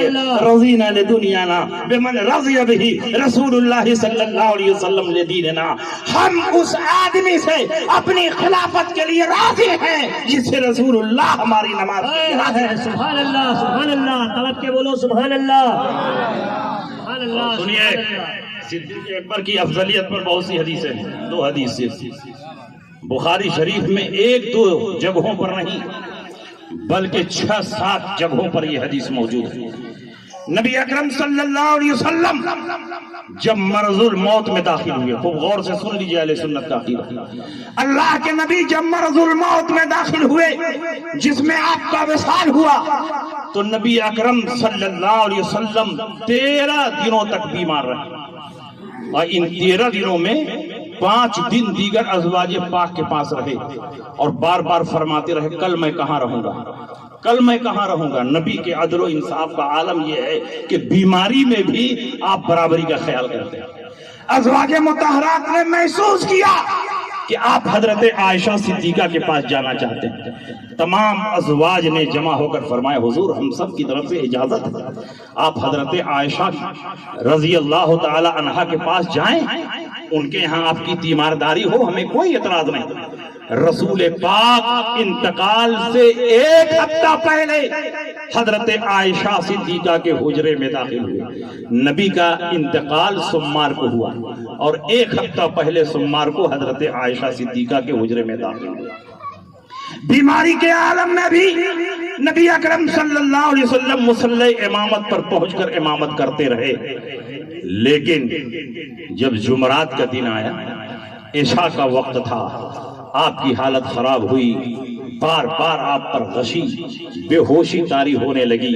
حضور علیہ السلام ہوش میں آئے تو آپ نے فرمایا مجھے 7 مشق پانی سے غسل دو جس کی بندش نہ کھولی گئی ہو تاکہ غشی کا اثر دور ہو اور میں صحابہ کو کچھ وصیت اور نصیحت کر سکوں۔ 7 مشق پانی سے آپ کو غسل دیا گیا، غشی کا اثر دور ہوا، حضور علیہ السلام نے کچھ نصیحت اور وصیت فرمائی اور عشاء کی اذان ہو چکی تھی، جماعت کا انتظار ہو رہا تھا۔ حضور علیہ السلام اٹھنے کی کوشش فرماتے ہیں لیکن ضعف و نقاہت کی وجہ سے اٹھ نہ سکے، زمین پر لیٹ گئے۔ اللہ کے نبی نے فرمایا پھر پانی بہایا جائے، پانی بہایا گیا۔ حضور علیہ السلام ہوش میں آئے، پھر اٹھنے کی کوشش کرتے ہیں، اٹھ نہ سکے، بار بار اٹھنے کی کوشش کرتے رہے لیکن اٹھ نہ سکے اور جماعت میں تاخیر ہوتی رہی۔ تو حضور علیہ السلام نے فرمایا مرو ابا بکر فلیصلی بالناس، ابو بکر کو حکم دو کہ وہ لوگوں کی نماز پڑھائیں۔ وہاں علی بھی موجود ہیں، عبداللہ ابن عباس بھی موجود ہیں، حضرت عباس بھی موجود ہیں، لیکن نبی فرماتے ہیں ابو بکر کو حکم دو کہ لوگوں کی نماز پڑھائیں۔ حضرت عائشہ صدیقہ نے کہا یا رسول اللہ ان ابا بکر رجل رقیق اذا قام مقامک لا يستطيع ان يصلي بالناس۔ یا رسول اللہ ابو بکر نرم دل ہیں، رقیق القلب ہیں، آپ کی جگہ پر کھڑے ہوں گے تو نماز نہیں پڑھا پائیں گے، رونے لگیں گے، قرات پر قادر نہیں ہو پائیں گے، آپ کسی اور کو حکم دے دیں، عمر کو بھیج دیں۔ لیکن نبی نے فرمایا مرو ابا بکر فلیصلی بالناس، ابو بکر کو حکم دو لوگوں کی نماز پڑھائیں۔ حضرت عائشہ نے پھر یہی کہا، نبی نے جلال کے عالم میں فرمایا مری ابا بکر فلیصلی بالناس فإنکن صواحب یوسف، ابو بکر کو حکم دو لوگوں کی نماز پڑھائیں۔ تم لوگ تو یوسف علیہ السلام کی سہیلیوں میں سے معلوم ہوتی ہو کہ اپنی بات پر کھڑی ہوئی ہو۔ حضرت عائشہ صدیقہ فرماتی ہیں کہ میں تو یہ چاہ رہی تھی کہ حضور کی جگہ پر کوئی اور نماز پڑھانے جائے، کیونکہ نبی کے جسم کی حالت بتا رہی ہے کہ حضور علیہ السلام 2-4 دن سے زیادہ ٹکنے والے نہیں ہیں، کہیں میرے باپ نبی کے مصلی پر کھڑا ہوں اور ادھر حضور کا وصال ہو جائے تو لوگ تانا دیں گے ابو بکر منحوس ہیں، نبی کے مصلی پر کھڑے ہوئے اور نبی کا وصال ہوا۔ اس لیے میں چاہتی تھی کہ مصلی پر میرے باپ نہ جائیں بلکہ کوئی اور جائے، لیکن وہ نقطہ جو حضور علیہ السلام سمجھ رہے تھے وہ نقطہ میں نہیں سمجھ رہی تھی۔ نبی اکرم صلی اللہ علیہ وسلم پوری طاقت اور قوت کے ساتھ اپنے مصلی پر ابو بکر صدیق کو کھڑا کر رہے ہیں اور کسی کا کوئی مشورہ قبول نہیں فرماتے، اس لیے کہ آج مسئلہ صرف نماز پڑھانے کا نہیں ہے کہ امام صاحب نہیں ہے تو نائب امام پڑھا دے، مؤذن پڑھا دے، بلکہ رسول پاک پوری دنیا کو یہ میسج اور پیغام دینا چاہتے ہیں کہ آج میری زندگی میں میرے مصلی پر کھڑا ہو کر جو صحابہ کی امامت کرے گا میرے وصال کے بعد وہی پوری ملت اسلامیہ کا خلیفہ۔ سبحان اللہ سبحان اللہ سبحان اللہ سبحان اللہ۔ حضرت ابو بکر صدیق نے 13 وقتوں کی نمازیں پڑھائیں، 17 وقتوں کی نمازیں پڑھائیں۔ آپ جوڑ لیجیے، جمعرات کو عشاء کی نماز پڑھائی، جمعہ کو 5 دن جس میں جمعہ داخل ہے، سنیچر کو 5، اتوار کو 5 اور سوموار کو فجر کی نماز۔ 17 وقتوں کی امامت حضرت ابو بکر صدیق نے کی ہے۔ کوئی مائی کلال رافضی یہ ثابت نہیں کر سکتا کہ ایک وقت کے لیے بھی حضور علیہ السلام نے حضرت علی کو آگے بڑھایا ہو، جبکہ علی وہاں پر موجود ہے۔ خود ان کی کتابیں اٹھا کر دیکھ لیجئے، اصول کافی، فروع کافی، مالا بد منہ اور حق الیقین، ان تمام کتابوں کو اٹھا کر دیکھ لیجئے، کسی کتاب میں یہ روایت نہیں ملے گی کہ ایک وقت کے لیے بھی حضور علیہ السلام نے حضرت علی کو آگے بڑھایا ہو۔ جب جب حضور علیہ السلام نے بڑھایا تو حضرت ابو بکر صدیق کو بڑھایا تاکہ خلافت کا مسئلہ حل ہو جائے۔ آج نبی کی موجودگی میں، نبی کے مصلے پر، نبی کی مسجد میں جو صحابہ کی امامت کرے گا، نبی کے وصال کے بعد وہی خلیفہ بلا فصل ہوگا۔ سبحان اللہ سبحان اللہ سبحان اللہ۔ نبی کے وصال کے بعد تمام صحابہ نے بالاتفاق حضرت صدیق اکبر کی خلافت کو تسلیم کر لیا، آپ کی بیعت کر لی، یہاں تک کہ حضرت علی نے بھی بیعت کر لی، حضرت عباس نے بھی بیعت کر لی، عبداللہ ابن عباس نے بھی بیعت کر لی، تمام گھر والے اور اہل بیت نے بھی بیعت کر لی۔ اور یاد رکھیے نبی اکرم صلی اللہ علیہ وسلم نے صرف اسی حدیث میں آپ کی خلافت کی طرف اشارہ نہیں کیا۔ اللہ کے نبی جب ہجرت فرما کر مدینہ منورہ تشریف لے گئے تو مدینہ میں داخل ہونے سے پہلے قباء میں حضور علیہ السلام نے قیام فرمایا اور مسجد قباء کی بنیاد رکھی۔ اسلام میں سب سے پہلے ہجرت کے بعد جو مسجد بنی ہے وہ مسجد قباء، کیونکہ مدینہ منورہ میں داخل ہونے سے پہلے حضور علیہ السلام نے قباء میں قیام فرمایا تھا اور حضور علیہ السلام نے وہاں پر ایک مسجد کی تعمیر فرمائی۔ خود پتھر ڈھو کر لاتے رہے، اپنے ہاتھوں سے پتھر چنتے رہے اور آپ نے مسجد کی تعمیر فرمائی، اور اس کے بعد وہیں سے انصار مدینہ نے استقبال کرتے ہوئے حضور علیہ السلام کو مدینہ منورہ میں پہنچانے کا کام کیا۔ جب حضور علیہ السلام وہاں پہنچے، آپ کی اونٹنی کو آگے بڑھ بڑھ کر انصار مدینہ پکڑنے لگے۔ حضور علیہ السلام نے فرمایا چھوڑ دو اونٹنی کو، فَإِنَّهَا مَامُورَةٌ مِّنَ اللَّهِ، اللہ کی طرف سے مامور ہے کہ کہاں رکنا ہے۔ اونٹنی حضرت ابو ایوب انصاری کے مکان کے سامنے رک گئی اور حضور علیہ السلام کا سامان اتارا گیا، اور 6 ماہ تک حضرت ابو ایوب انصاری کو حضور کی میزبانی کا شرف حاصل ہے۔ سبحان اللہ سبحان اللہ۔ اب سنیے روایت۔ حضرت ابو ایوب انصاری کے مکان کے سامنے ایک بہت بڑی زمین اور فیلڈ تھی، اس میں وہ لوگ کھجوریں سکھاتے تھے، کچھ مشرکین کی قبریں بھی تھی، اور یہ 2 یتیم بچوں کی زمین تھی۔ حضور علیہ السلام نے اپنا پلان بتایا کہ میں چاہتا ہوں کہ یہاں مسجد نبوی کی بنیاد رکھی جائے اور یہاں مسجد تعمیر کی جائے۔ اللہ کے نبی سید عالم صلی اللہ علیہ وسلم نے ان دونوں یتیم بچوں کو بلایا اور کہا تم لوگ یہ زمین بیچ دو، میں اس پر اللہ کا گھر بنانا چاہتا ہوں۔ یتیم بچوں نے کہا حضور بیچنے کی کیا ضرورت ہے، یہ تو آپ ہی کی زمین ہے، آپ قبول فرما لیں اور اس پر مسجد بنائیں۔ حضور علیہ السلام نے فرمایا ہرگز نہیں، جب تک تم لوگ اس زمین کی قیمت نہیں لوگے میں اس زمین پر مسجد نہیں بناؤں گا۔ ان یتیم بچوں نے کہا حضور آپ ہی کی زمین ہے، قبول فرما لیں۔ نبی نے کہا میں اس پر مسجد نہیں بناؤں گا۔ جب یتیم بچوں نے دیکھا حضور قبول نہیں فرمائیں گے تو یتیم بچوں نے کہا حضور 10 دینار دے دے۔ حضور علیہ السلام نے ابو بکر صدیق کو بلایا، کہا اے ابو بکر مسجد نبوی کے لیے زمین کی خریداری ہو چکی ہے، اپنی جیب سے 10 دینار نکالو اور یتیم بچوں کو ادا کرو۔ وہ زمین جس پر مسجد نبوی بنی ہے اس کا پیسہ، اس کا ثمن ابو بکر صدیق نے ادا فرمایا۔ سبحان اللہ سبحان اللہ سبحان اللہ۔ جب زمین خریدی گئی اور سنگ بنیاد کا جلسہ ہوا، تمام مہاجرین و انصار وقت مقررہ پر حاضر ہوئے، بنیاد کھوتی گئی تو حضور علیہ السلام نے مسجد نبوی کا پہلا پتھر اپنے ہاتھ سے رکھا۔ اس کے بعد ابو بکر سے فرمایا ابو بکر ایک پتھر تم لے کر آؤ اور میرے بغل میں رکھ دو۔ ابو بکر ایک پتھر لے آئے اور حضور کے پتھر کے بغل میں رکھ دیا۔ پھر عمر سے فرمایا اے عمر ایک پتھر تم لے کر آؤ اور ابو بکر کے بغل میں رکھ دو۔ حضرت عمر نے ابو بکر کے بغل میں رکھ دیا۔ پھر حضور نے فرمایا عثمان ایک پتھر تم لے کر آؤ اور عمر کے بغل میں رکھ دو۔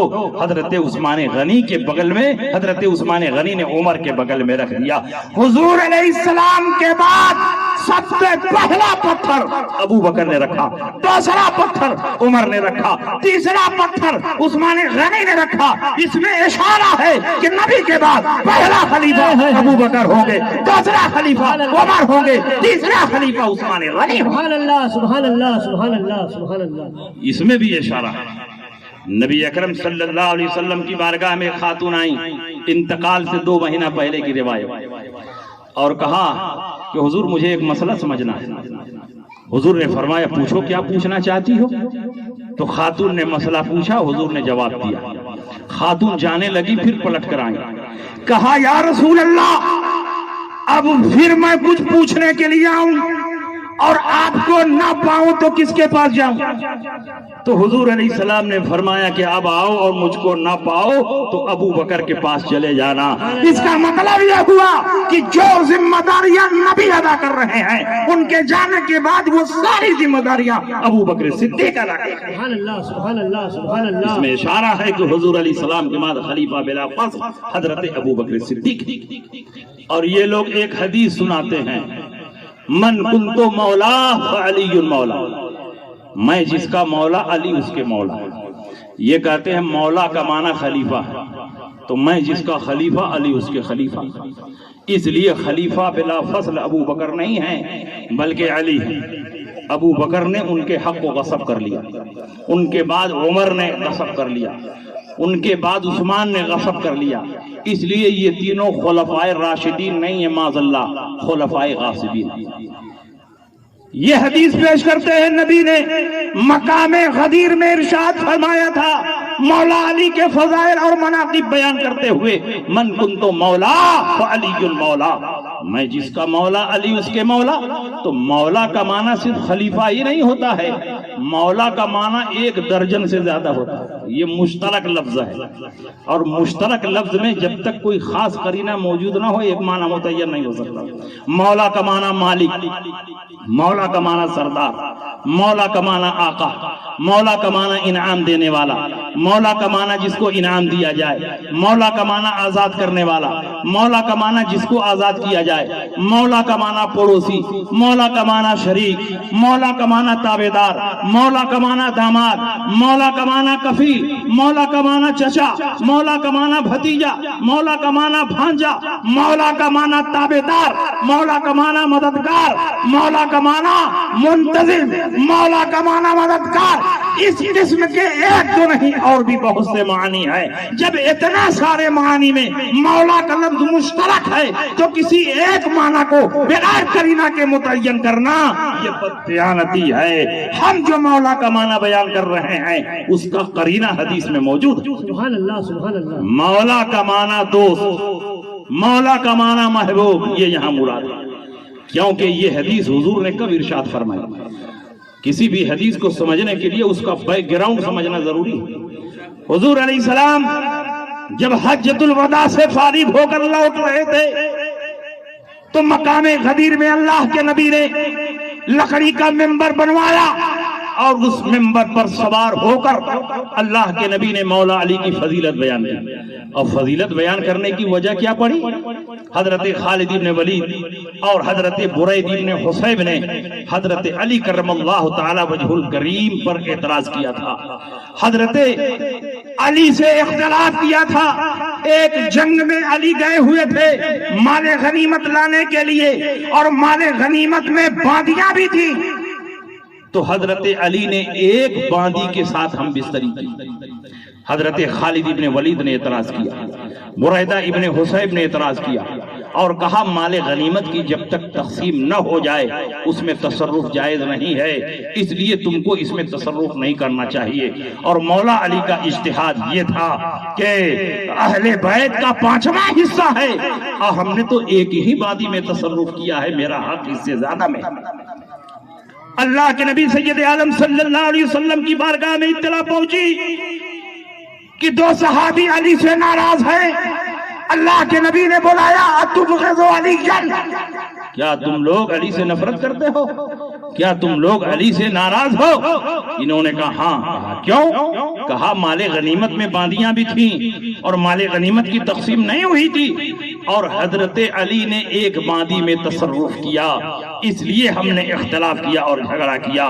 حضور علیہ السلام نے فرمایا علی نے صرف ایک باندی میں تصرف کیا، علی کا اس سے زیادہ حق تھا، اور تم لوگ اتنی ہی بات پہ ناراض ہو گئے۔ مجھ سے محبت کرتے ہو اور علی سے نفرت کرتے ہو، ایسا ہو نہیں سکتا۔ جو میرا محبوب ہوگا وہ علی کا بھی محبوب ہوگا، جو میرا دوست ہوگا وہ علی کا بھی دوست ہوگا۔ اللہم والے من والا وعاد من عادا، اے اللہ اس سے محبت فرما جو علی سے محبت کرے، اس سے نفرت فرما جو علی سے نفرت کرے۔ تو یہاں تو خلافت کی بات دوستی نہیں چل رہی ہے، یہاں تو محبت اور نفرت کی بات چل رہی ہے۔ اس موقع پر اللہ کے نبی ارشاد فرماتے ہیں من کنت مولا فعلی المولا اللہم والے من والا وعادے من عادا، اے اللہ اس سے محبت فرما جو علی سے محبت کرے، اس سے نفرت فرما جو علی سے نفرت کرے۔ پتا چلا کہ اس مقام پر رسول پاک نے علی کی محبت کو بیان کیا ہے، علی کی دوستی کو بیان کیا ہے، علی کی خلافت کو بیان نہیں کیا۔ سبحان اللہ سبحان اللہ سبحان اللہ سبحان اگر اللہ مولا کا معنی ہر جگہ خلیفہ ہی لے لوگے، سبحان اللہ، مولا کا معنی ہر جگہ خلیفہ ہی لوگے تو بری طرح پھنس جاؤ گا۔ قرآن عظیم میں مولا کا اطلاق اللہ پر بھی ہوا ہے، واعف عنا واغفر لنا وارحمنا انت مولانا فانصرنا علی القوم الکافرین۔ انت مولانا کا کیا ترجمہ کرو گے؟ اے اللہ تو ہمارا خلیفہ ہے، معاذ اللہ، ایسا جو ترجمہ کرے گا وہ مسلمان رہ جائے گا۔ واعف عنا، اے اللہ ہمیں بخش دے، واغفر لنا وارحمنا، ہمیں معاف فرما دے، ہم پر رحم فرما، انت مولانا، تو مدد فرمانے والا ہے، فانصرنا علی القوم الکافرین، کافروں پر تو ہماری مدد فرما۔ اور دوسری جگہ قرآن میں فرمایا وَإِن تَوَلَّوْا فَاعْلَمُوا أَنَّ اللَّهَ مَوْلَاكُمْ نِعْمَ الْمَوْلَى وَنِعْمَ النَّصِيرُ۔ اے لوگوں اگر تم نبی سے چہرہ پھیرتے ہو تو نبی کا کچھ بگڑنے والا نہیں ہے، کیونکہ اللہ ان کا مولا ہے، یعنی مددگار ہے۔ نعم المولا و نعم النصیر، کتنا بہترین مددگار ہے اور کتنا بہترین کارساز ہے۔ اس کا مطلب مولا کا معنی مددگار بھی ہے، مولا کا معنی کارساز بھی ہے۔ تو کیسے ہر جگہ تم خلیفہ کا معنی لوگے؟ اس لیے تمہارا استدلال غلط اور باطل ہے۔ اگر حضرت علی کی خلافت کا اعلان کرنا ہوتا تو حضور علیہ السلام جب حجۃ الوداع کا خطبہ دے رہے تھے، 1,24,000 کم و بیش صحابہ وہاں موجود ہے، وہاں حضرت علی کی خلافت کا اعلان فرماتے تو ہر صحابی سن لیتا۔ یہاں چند سو صحابہ کے سامنے خلافت بیان کرنے کا کیا مطلب ہے؟ اسی حجۃ الوداع سے پلٹ کر نبی آ رہے ہیں، وہاں خلافت کا اعلان نہ کریں اور مقام غدیر میں چند سو صحابہ کے سامنے اعلان کریں، یہ بات عقل تسلیم نہیں کرتی ہے۔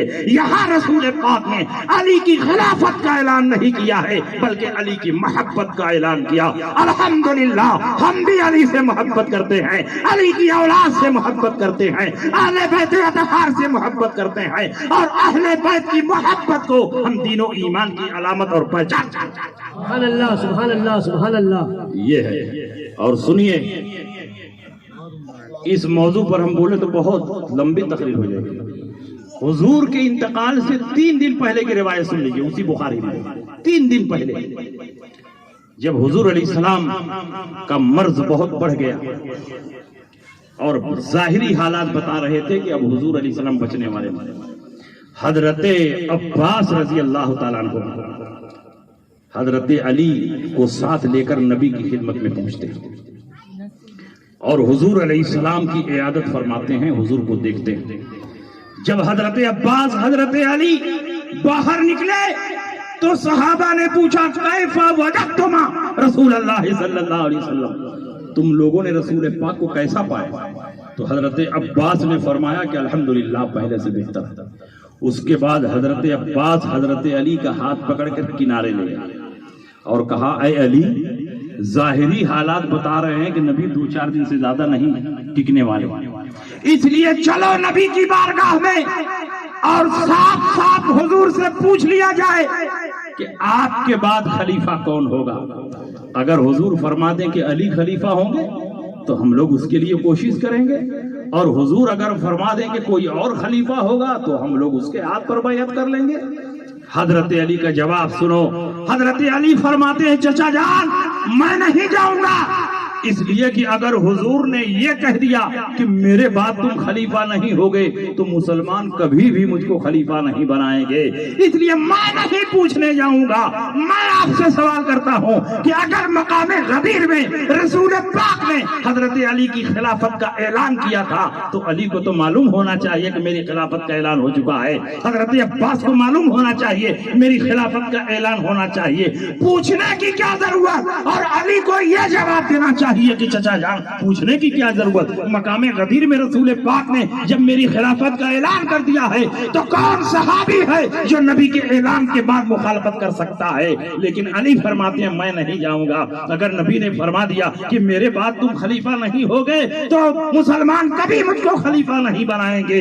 بتاؤ مقام غدیر میں رسول پاک نے اگر علی کی خلافت کا اعلان کیا ہوتا تو گھر والوں کو معلوم ہونا چاہیے، لیکن گھر والوں کو معلوم نہیں ہے، اور ایران کے شیعوں کو معلوم ہو گیا، ہندوستان کے مولائیوں کو معلوم ہو گیا، تبرائیوں کو معلوم ہو گیا، گھر والوں کو معلوم نہیں ہوا. اس کا مطلب یہ ہے کہ مقام غدیر میں رسول پاک نے علی کی خلافت کا اعلان نہیں کیا تھا بلکہ علی کی محبت کا اعلان کیا.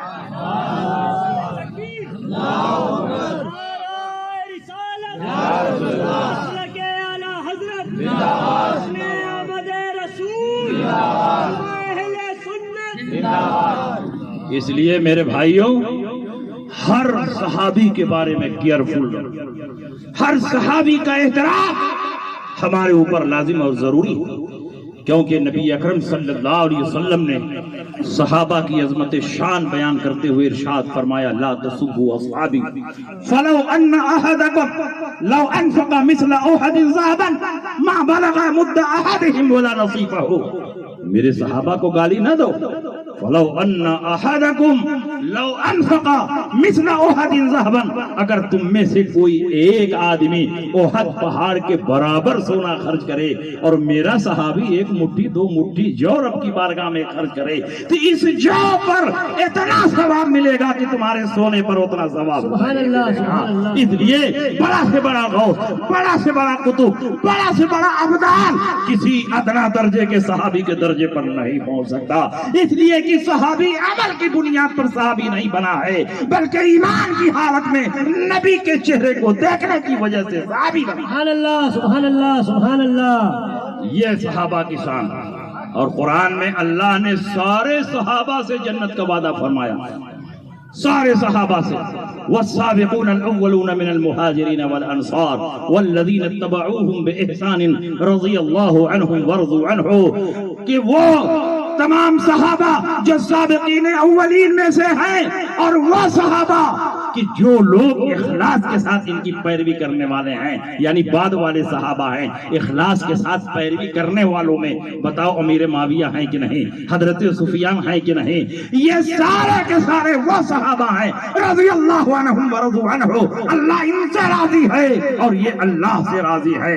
دوسری جگہ اللہ فرماتا ہے لا یستوی منکم من انفق من قبل الفتح وقاتل اولئک اعظم درجة من الذین انفقوا من بعد وقاتلوا وکلا وعد اللہ الحسنى.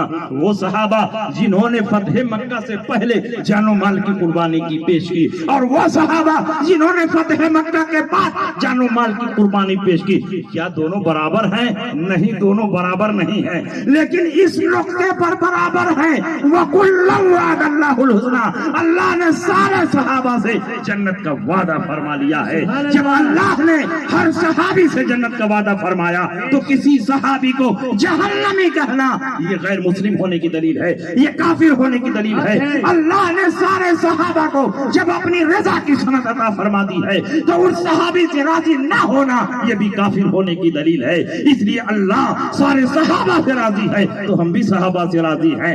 اللہ سارے صحابہ کو جنتی فرما رہا ہے، ہم بھی سارے صحابہ کو جنتی مان رہے ہیں. اللہ نے سارے صحابہ کو فلاح یافتہ فرمایا ہے تو ہم بھی سارے صحابہ کو فلاح یافتہ مان رہے ہیں. سبحان اللہ سبحان اللہ. بے شک ہمارا عقیدہ وہی ہے جو قرآن نے ہمیں دیا، ہمارا عقیدہ وہی ہے جو حدیث رسول نے ہمیں دیا ہے. ہمارا کوئی الگ عقیدہ نہیں ہے بلکہ ہمارا عقیدہ کتاب و سنت سے مستنبط ہے. اور حضرت امیر معاویہ سبحان اللہ یہ تو حضور علیہ السلام کے رشتہ دار بھی ہیں، حضور علیہ السلام کے کاتب وحی بھی ہیں. اور اگر آدمی قابل اعتماد نہ ہو تو آدمی اس سے اپنا خط لکھوانا پسند نہیں کرواتا، چاہے جائے کہ قرآن کی کتابت اس سے کروائے. اللہ کے نبی نے قرآن عظیم کی کتابت ان سے کروائی، اور بادشاہوں اور ملوک کے نام جو خطوط لکھے وہ خطوط بھی حضرت امیر معاویہ سے لکھوائے. اگر ان پر اعتماد اور بھروسہ نہ ہوتا تو کتابت وحی کی ذمہ داری ان کے حوالے نہ فرماتے. حضرت امیر معاویہ مخلص صحابہ میں ہیں, ان کے ذریعے دین کا عظیم کام ہوا ہے. اسی لیے اللہ کے نبی نے ان کے بارے میں فرمایا اللہم اجعلہ ہادیا مہدیا وہد بہ الناس, اے اللہ امیر معاویہ کو ہادی بنا, مہدی بنا, اور ان کے ذریعے لوگوں کو ہدایت دے. جب نبی نے فرما دیا تو ہمارا تو ایمان ہے کہ نبی جو فرما دیں گے ہو جائے گا. نبی نے فرما دیا ہادی بنا, امیر معاویہ ہادی ہو گئے. نبی نے فرمایا مہدی بنا, امیر معاویہ مہدی ہو گئے. نبی نے فرمایا ان کے ذریعے لوگوں کو ہدایت دے, تو لاکھوں لاکھ یہود و نصارہ کو حضرت امیر معاویہ کے ذریعے ہدایت. سبحان اللہ. ہادیا مہدیا معاویہ معاویہ, ہادیا مہدیا ہادیا مہدیا. حضرت امیر معاویہ کی شان بہت بلند ہے, اس لیے میرے صحابہ اس قابل ہیں کہ ہم ان کو اپنے دین اور اپنے ایمان کی پہچان سمجھیں. صحابہ کرام نے اگر قربانی پیش نہ کی ہوتی, صحابہ کرام نے جنگوں میں اگر ایثار نہ پیش کیا ہوتا, اسلام کے لیے انہوں نے خون جگر نہ بہایا ہوتا, تو آج اسلام ہمارے ہاتھوں میں نہ ہوتا. اور اسلام کے جتنے اصول و فروع ہیں یہ کن سے منقول ہیں؟ کیا آپ نے حضور علیہ السلام سے ڈائریکٹ سنا ہے؟ نہیں. جو کچھ اسلام کے اصول و فروع ہم تک پہنچے ہیں وہ سب صحابہ کرام سے منقول ہیں. اگر صحابہ کرام ہی ناقابل اعتبار ہو جائے تو حدیثیں ناقابل اعتبار ہو جائیں گی, قرآن کی آیتیں ناقابل اعتبار ہو جائیں گی. اس لیے کہ قرآن کو لکھنے والے بھی یہی صحابہ ہیں, حدیث کو لکھنے والے بھی یہی صحابہ. سبحان اللہ سبحان اللہ سبحان اللہ. اس لیے صحابہ کرام کی عظمت کو آپ پہچانیں, اور کسی بھی صحابی کی شان میں ادنا گستاخی کوئی مسلمان برداشت نہیں کر سکتا. اور آج کے دور میں مسلک اعلی حضرت ہی تمام باطل فرقوں سے نجات عطا فرمانے والا ہے. ایسا کوئی جامع لفظ نظر نہیں آتا جو تمام باطل فرقوں سے ہم اہل سنت کو ممتاز کر دے. وہ لفظ جو تمام بد مذہبوں سے اہل سنت کو ممتاز کرتا ہے وہ لفظ ہے مسلک اعلی حضرت. اس لیے مسلک اعلی حضرت پر مضبوطی سے قائم رہو.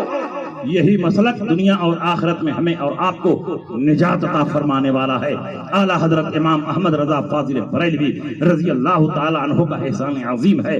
دور اخیر میں جب بے شمار باطل فرقے مسلمانوں کے دین و ایمان پر حملہ کر رہے تھے, بڑی بڑی خانقاہیں تھیں, بڑے بڑے مشائخ تھے, بڑے بڑے علماء تھے, لیکن مسلمانوں کے دین و ایمان کی حفاظت کے لیے جس شخصیت نے میدان عمل میں قدم رکھا اسی کا نام اعلی حضرت امام محمد رضا.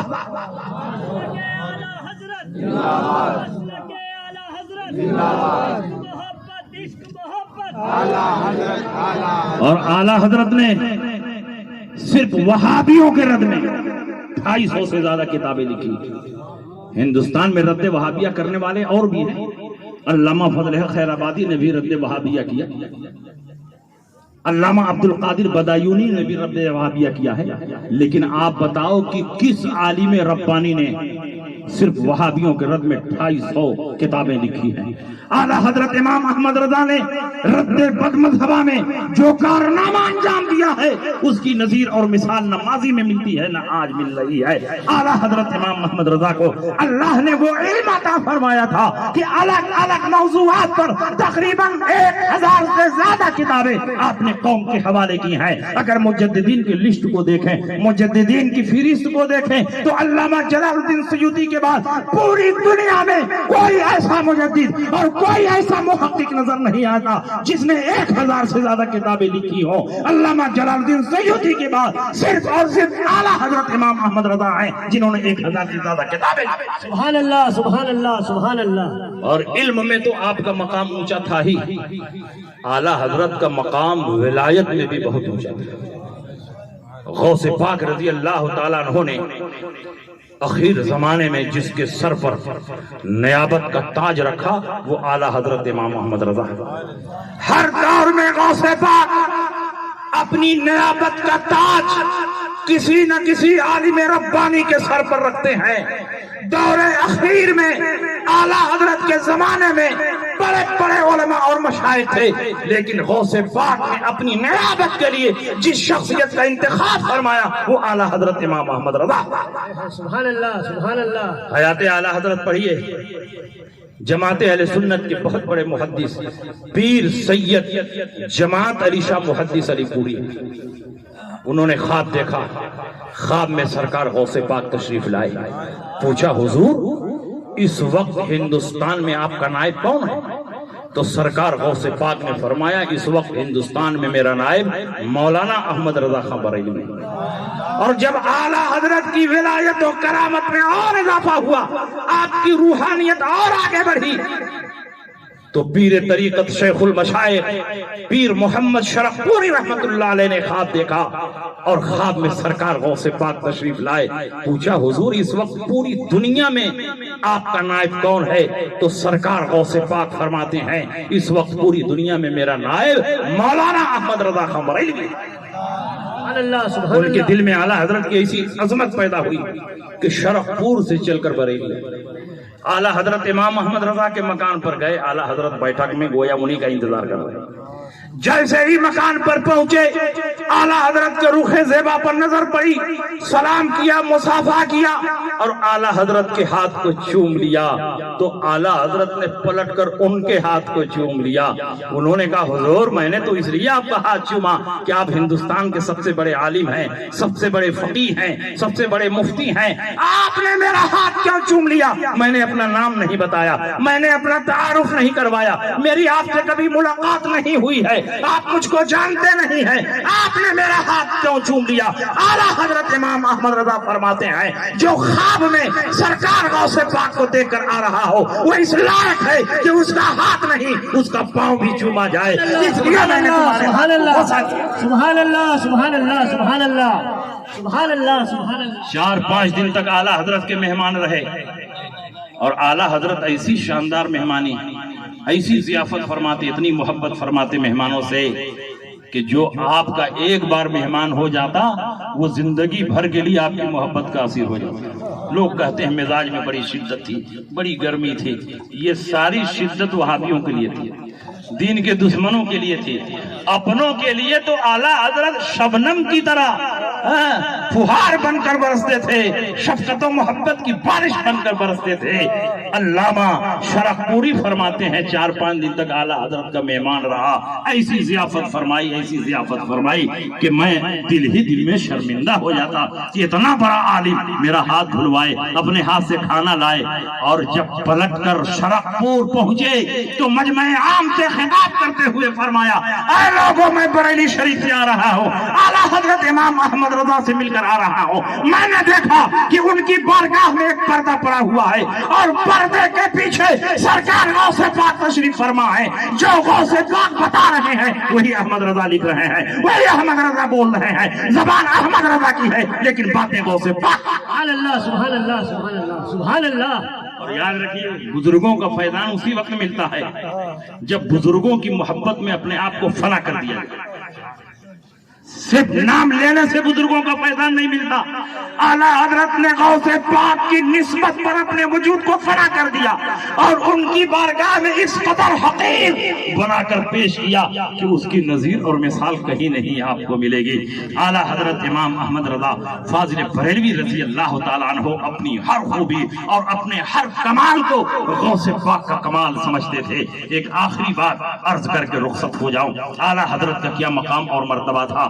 جب حضور محدث اعظم کچھوچھوی رحمت اللہ علیہ جو جماعت اہل سنت کے جید عالم ہیں، محدث ہیں، مناظر ہیں، جب مدرسے سے فارغ ہو گئے اور گھر والوں نے یہ فیصلہ کیا کہ ان کو بڑا مناظر بنانا ہے، ان کو بڑا مفتی بنانا ہے، اور مناظر اور مفتی بننے کے لیے کسی بڑے مناظر اور مفتی کی بارگاہ میں ٹریننگ حاصل کرنی پڑتی ہے، صرف کتابیں پڑھ کر نہ کوئی مناظرہ کر سکتا ہے نہ فتویٰ لکھ سکتا ہے۔ جس طرح ڈاکٹر صرف کتابیں پڑھ کر ڈاکٹری نہیں کر سکتا، جب تک کسی ماہر ڈاکٹر کی نگرانی میں کئی سال پریکٹس نہ کرے وہ اس کی باریکیوں کو نہیں سمجھ سکتا۔ گھر والوں نے دیکھا کہ پورے ہندوستان کے سب سے بڑے عالم اور مناظر اور مفتی اعلیٰ حضرت امام احمد رضا ہیں، کیوں نہ انہی کی بارگاہ میں بچے کو پیش کیا جائے، وہی اس بچے کو ہیرے کی طرح سنوارے۔ आला हजरत की बारगाह में पहुंचे, कहा हुजूर ये शहजादे आपके पास रहेंगे, आप जो खिदमत लेना चाहें ले लें। आला हजरत ने फरमाया शहजादे हैं मेरे पास रहें, जो कुछ मेरे पास है इनके जिद्द करीम का दिया हुआ मेरे पास रहें, फतवा नवेसी सीखें, मुनाजरे की बारीकियों को सीखें। ये दोनों फन जितना अच्छा यहाँ पढ़ाया जाएगा समझाया जाएगा, पूरे हिंदुस्तान में कोई उतना अच्छा न पढ़ा सकता है न समझा सकता है। एक दिन मेहमान रहे, दूसरे दिन आला हजरत ने उनको अपनी बारगाह में बुलाया। फतवा नवेसी की जिम्मेदारी देने से पहले आला हजरत इमाम अहमद रजा ने उनको बुलाया। चारपाई पर एक तरफ आला हजरत बैठे हैं, दूसरी तरफ मुहद्दिस आजम बैठे हैं।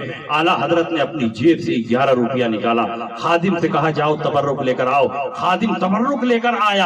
आला हजरत ने गौसे पाक के नाम फातिहा पढ़ी और अपने हाथ से तबर्रुक लिया, मुहद्दिस साहब को दिया, लीजिए खा ले। उन्होंने खा लिया।